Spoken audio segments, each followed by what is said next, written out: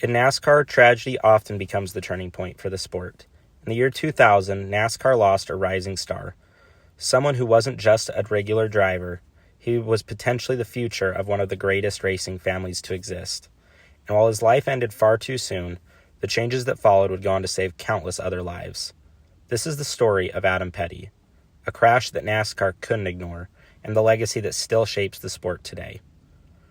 When NASCAR fans hear the name Petty, they're not just talking about a driver, they're talking about a dynasty, a family whose story is woven into the very foundation of American stock car racing. And it starts with the first generation, Lee Petty. Lee was tough, competitive, and fearless, one of the men who helped define NASCAR in its earliest years. He won 3 championships, 54 Cup Series races, and the very first Daytona 500 in 1959. He wasn't just a racer, he was a racing pioneer. He helped turn stock car racing from a small regional sport into the national one that it is today. Then came his son, Richard Petty, the King. If you aren't a NASCAR fan, you'll still recognize this car from the movie Cars, as he was the King. To this day, he is the most successful driver in NASCAR history. 200 career wins, 7 championships, and 7 Daytona 500 victories. He had the cowboy hat, the sunglasses, and the calm confidence. Richard wasn't just a legend, he was the face of NASCAR as it grew into mainstream American culture. Then came the third generation, Kyle Petty. While Kyle didn't match the win totals of his father or grandfather, he built respect on his career by earning victories, having many strong seasons, and one of the most recognized personalities in the sport. He later evolved into a mentor, broadcaster, charity leader, and ambassador, someone whose influence reached far beyond the track.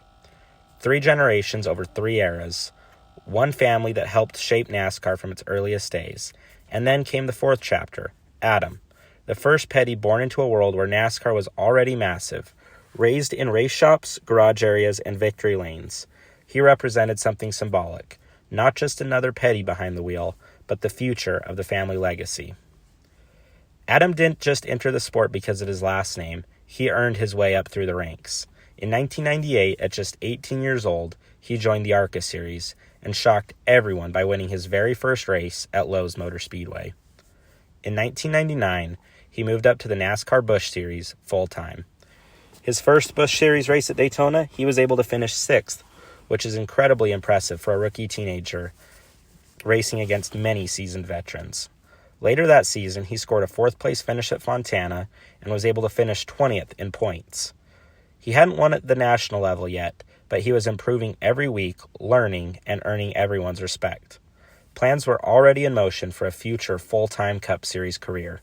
He even made a Cup Series debut in 2000 at Texas Motor Speedway. Adam Petty wasn't just a famous last name. He was a driver on the rise. In May of 2000 at New Hampshire Motor Speedway, Adam was preparing for another Busch Series race.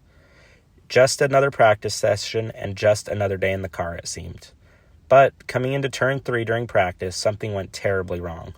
The throttle stuck wide open, and the car accelerated with no way to slow down.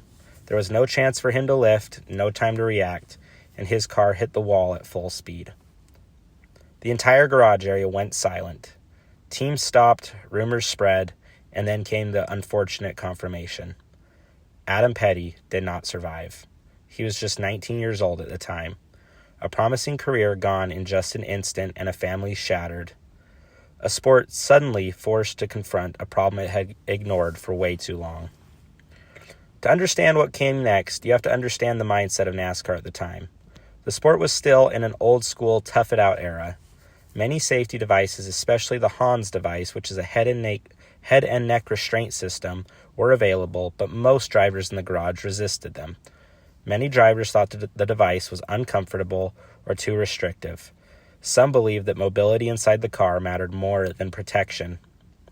Even some of the sport's biggest stars were hesitant. Drivers like Dale Earnhardt, Tony Stewart, Bobby Labonte, Sterling Marlin, and Rusty Wallace publicly expressed doubts in the early years, saying the Hans felt awkward, limited movement, or just didn't feel natural compared to how they'd raced their entire careers. It wasn't necessarily arrogance, but it was the culture. Racing had always been dangerous and likely always will have some form of danger. And many believed at the time that safety should be a personal choice and not a mandate. Teams were still building cars with older-style steel seats, minimal head containment, and interiors designed more for comfort and tradition than crash science. NASCAR itself, the rulemaking was slow. Formal crash testing was limited. The sport didn't yet treat safety the way it does today. Adam's accident exposed how outdated that mindset had become. But heartbreak wasn't finished in NASCAR yet. In the months that followed, more severe crashes rocked the sport. Pressure began to build inside and outside the garage as some drivers began to speak up, and fans wanted some answers. The real structural change then began.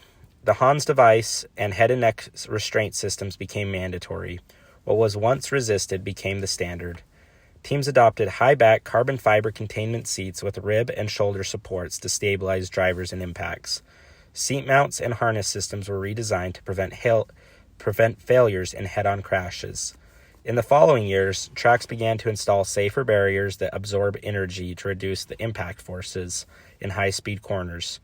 And NASCAR created a formal safety and engineering program and launched high-speed crash research and shifted car design towards survival first.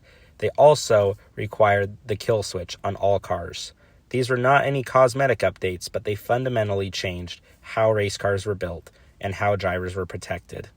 And whether anyone wanted to say it out loud or not, Adam Petty's death was one of the tragedies that forced the sport to finally confront reality. Safety could no longer be an option. It had to become the standard. Adam Petty's life ended far too soon, but the reforms that followed his death and other tragedies of that era changed NASCAR forever.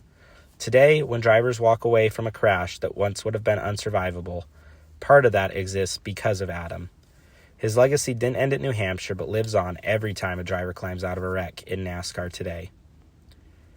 Adam Petty was a son, a grandson, and a friend, and the next chapter in one of racing's greatest families. Unfortunately, we'll never know how many races he might have won or how far he may have gone in his career, but we do know that he changed NASCAR for the better. And because of that, many lives have been saved. Thanks for watching, and if you appreciate stories that explore the forgotten moments, tragedies, and other turning points in motorsports, please consider subscribing. It really helps the channel grow.